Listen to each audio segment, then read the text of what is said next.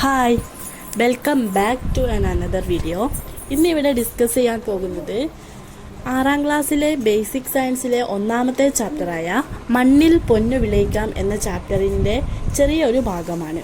അപ്പോൾ നിങ്ങൾ ഈ വീഡിയോ തുടങ്ങുന്നതിന് മുമ്പ് നിങ്ങൾ എൻ്റെ ഈ ചാനൽ ആദ്യമായിട്ട് കാണുകയാണെങ്കിൽ ഒന്ന് സബ്സ്ക്രൈബ് ചെയ്യുക, ഷെയർ ചെയ്യുക, ലൈക്ക് ചെയ്യുക.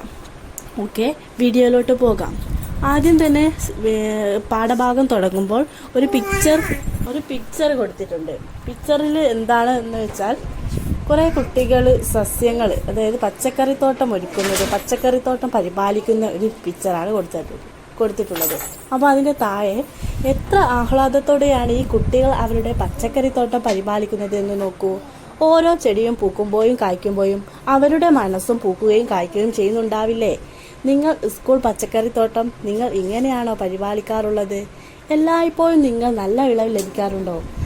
അപ്പോൾ 2 ക്വസ്റ്റ്യൻസ് ആണ് കൊടുത്തത്. അതിൽ നിങ്ങൾ സ്വതന്ത്രമായിട്ടുള്ള ഒരു പ്രതികരണം രേഖപ്പെടുത്തുക. ഇനി അടുത്തത് ബാബു പറയുന്നത് കേട്ടോളൂ. അടുക്കളയുടെ പിന്നാമ്പുറത്ത് തനിയെ മുളച്ചൊരു മത്തൻ വള്ളി പടരാൻ ഒരുങ്ങി നിൽക്കുന്നുണ്ടായിരുന്നു. ഞാൻ അതിന് തടമെടുത്ത് വളമിട്ടു, നനയ്ക്കുകയും ചെയ്തു. നന്നായി പടർന്നു വളർന്നെങ്കിലും 2-3 കായ്കൾ മാത്രമാണ് ഉണ്ടായത്. ബാബു പറഞ്ഞത് കേട്ടല്ലോ. എന്തുകൊണ്ടായിരിക്കും അതിൽ ധാരാളം കായ്കൾ ഉണ്ടാവാതിരുന്നത്? നല്ല വിളവ് ലഭിക്കണമെങ്കിൽ പരിചരണം മാത്രം പോരാ അല്ലേ? മറ്റു പല ഘടകങ്ങളും പരിഗണിക്കേണ്ടതുണ്ട്. എന്തൊക്കെയായിരിക്കും അത്തരത്തിലുള്ള മറ്റു ഘടകങ്ങൾ? 1. വളക്കൂറുള്ള മണ്ണായിരിക്കണം. 2. അനുയോജ്യമായ കാലാവസ്ഥ. 3. നല്ല വിത്തുകളും നടീൽ വസ്തുക്കളും. നല്ല വിളവ് ലഭിക്കണമെങ്കിൽ 4ാമത് വേണ്ടിയത് സൂര്യപ്രകാശം വേണം. നല്ല വളക്കൂറുള്ള വളങ്ങൾ ചേർക്കണം. ആവശ്യത്തിനനുസരിച്ചുള്ള വെള്ളം ലഭിക്കണം. ഇത്തരം കാര്യങ്ങളൊക്കെയാണ് ഒരു സസ്യം വളരാൻ ആവശ്യമായ പ്രധാന ഘടകങ്ങൾ എന്ന് പറയുന്നത്. അപ്പോൾ അടുത്തത് ഒന്നാമതായിട്ട് വേണ്ടത് എന്താണ്? വിത്ത് ഗുണം. വിത്താണ് ഒന്നാമതായിട്ട് വേണ്ട അത്യാവശ്യമായ ഒന്നാമത്തെ ഘടകമാണ് വിത്ത്. വിത്ത് ഗുണം 10 ഗുണം എന്നൊക്കെ നിങ്ങൾ കേട്ടിട്ടില്ലേ? അപ്പോൾ വിത്ത്, ഒരു സസ്യത്തിൽ നിന്നും ധാരാളം വിത്തുകൾ ലഭിക്കുന്നുണ്ടല്ലോ. എല്ലാ വിത്തുകളും കൃഷിക്ക് ഉപയോഗിക്കാമോ? അടുക്കള മുറ്റത്ത് മുളച്ചു വന്ന മത്തൻ വേണ്ടത്ര കായ്ക്കാത്തത് എന്തുകൊണ്ടായിരിക്കും? നല്ല ഗുണമേന്മയുള്ള വിത്തായിരിക്കില്ല അല്ലേ? മുളച്ചു വന്ന വിത്ത് ഗുണമേന്മയുള്ളതാവണമെന്നുണ്ടോ? ഇങ്ങനെ കുറച്ച് ക്വസ്റ്റ്യൻസ് ആണ് കൊടുത്തത്. ഇനി അടുത്തത് 8ാമത്തെ പേജ് മറിച്ചുക. ഒരു ചെടിയിൽ നിന്നും വിത്ത് തിരഞ്ഞെടുക്കുമ്പോൾ എന്തെല്ലാം കാര്യങ്ങൾ ശ്രദ്ധിക്കണം? വിത്ത് ശേഖരിക്കുന്നതിനുള്ള സസ്യത്തിൽ എന്തൊക്കെ കാര്യങ്ങൾ ശ്രദ്ധിക്കണം എന്നൊരു പദസൂര്യൻ പോലെ കൊടുത്തിട്ടുണ്ട്.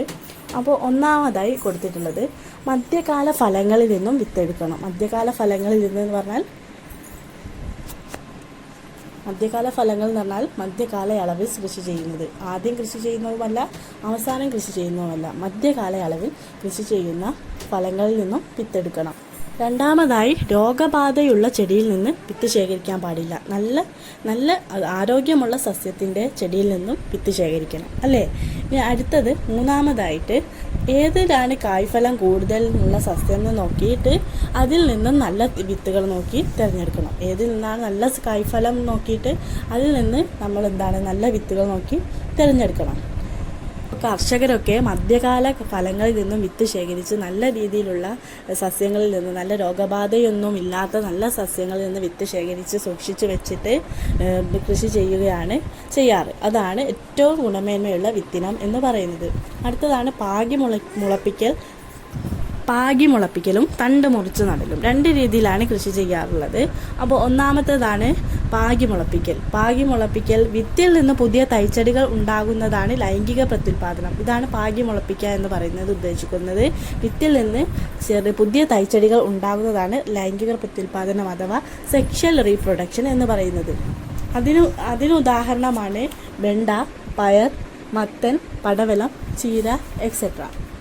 2ാമതായി സസ്യങ്ങളുടെ വേര്, തണ്ട്, ഇല തുടങ്ങിയ ഭാഗങ്ങളിൽ നിന്നും പുതിയ തൈച്ചെടികൾ ഉണ്ടാകുന്നതാണ് കായിക പ്രജനനം അഥവാ വെജിറ്റേറ്റീവ് പ്രൊപ്പഗേഷൻ എന്ന് പറയുന്നത്. സസ്യങ്ങളുടെ വേര്, തണ്ട്, ഇല തുടങ്ങിയ ഭാഗങ്ങളിൽ നിന്ന് പുതിയ തൈച്ചെടികൾ ഉണ്ടാകുന്നതാണ് കായിക പ്രജനനം എന്ന് പറയുന്നത്. അതിന് ഉദാഹരണമാണ് മരച്ചീനി, ചെമ്പരത്തി, മുരിങ്ങ, മധുരക്കിഴങ്ങ്, മൈലാഞ്ചി തുടങ്ങിയവ.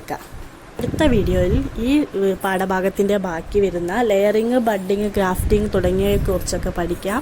അപ്പോൾ ഈ വീഡിയോ നിങ്ങൾക്ക് ഇഷ്ടമുണ്ടെങ്കിൽ ലൈക്ക് ചെയ്യുക, ഷെയർ ചെയ്യുക, സബ്സ്ക്രൈബ് ചെയ്യുക. എന്തെങ്കിലും തരത്തിലുള്ള കമൻറ്റുകൾ താഴെ കമൻറ്റ് ബോക്സിൽ രേഖപ്പെടുത്താവുന്നതാണ്. Okay, thank you.